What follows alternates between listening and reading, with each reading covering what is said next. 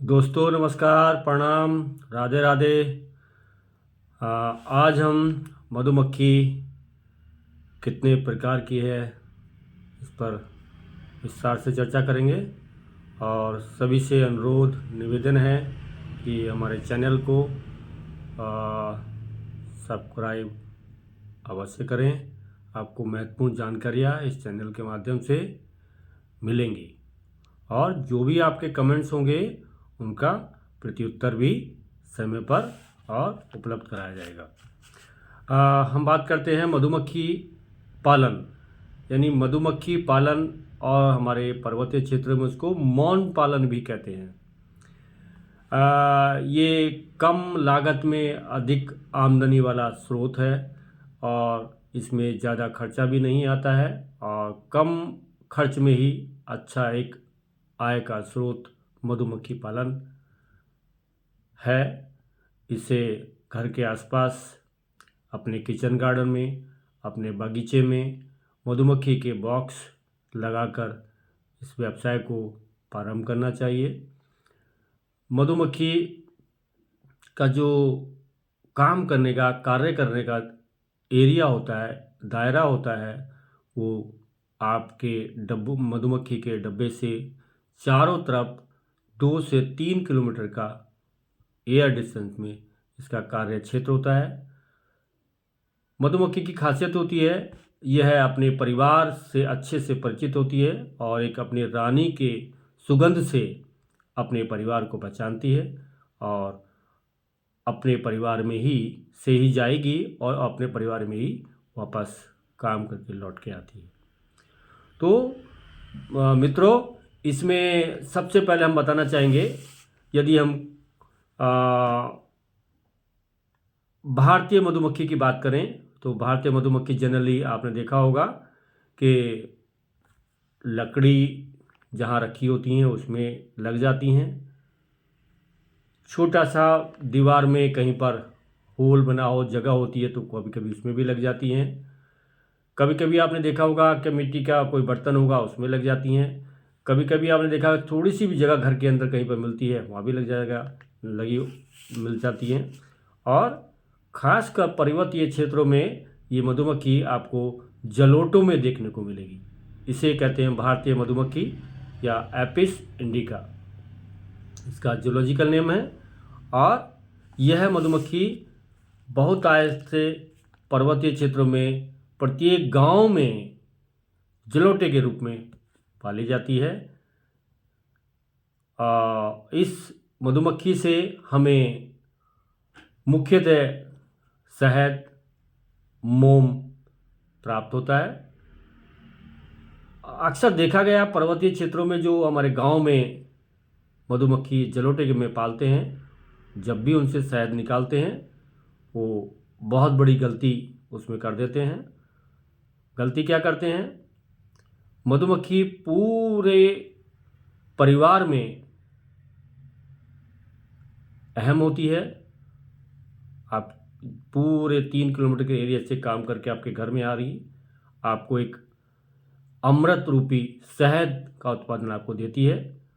तो जनरली जलोटे में से जब शहद निकालते हैं तो मधुमक्खी पालक क्या करते हैं, उस जलोटे में आखिर का एक छत्ता छोड़ देते हैं और बाकी सारे छत्तों को काट कर निकाल देते हैं। उसमें छोटा मोटा ऊपर शहद होता है, उसी को काट के वो अपने सामान्य तरीके से शहद को निकाल लेते हैं। बाकी परिवार को सबसे बड़ा नुकसान होता है अंडा, बच्चा, लार्वा, ब्रूड और उसका घर आप जानबूझ के नष्ट कर देते हैं, जिससे आपके शहद के उत्पादन में, मधुमक्खी के उत्पादन में कमी हो जाती है। और इस दहशत से मधुमक्खियां जलोटे को छोड़ के चली जाती हैं। मित्रों, जनरली जैसे ही हमारे परिवार में कोई कैजुअलिटी होती है तो सभी को सदमा सा बैठ जाता है और कुछ समय की हमारे काम की, हमारे परिवार की गति रुक जाती है।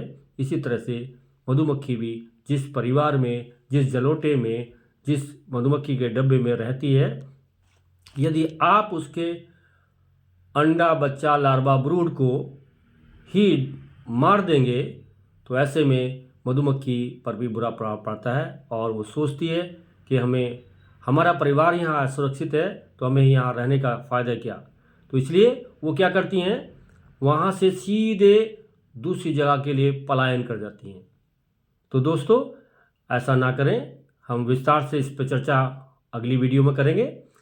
हमने बताया भारतीय मधुमक्खी या जूलॉजिकल नेम इसका क्या बताया हमने, एपिस इंडिका। ये प्रथम प्रकार की मधुमक्खी होती है, भारतीय मधुमक्खी है। इसका ओरिजिन भारत है, भारत से ही इसको विकसित किया गया है।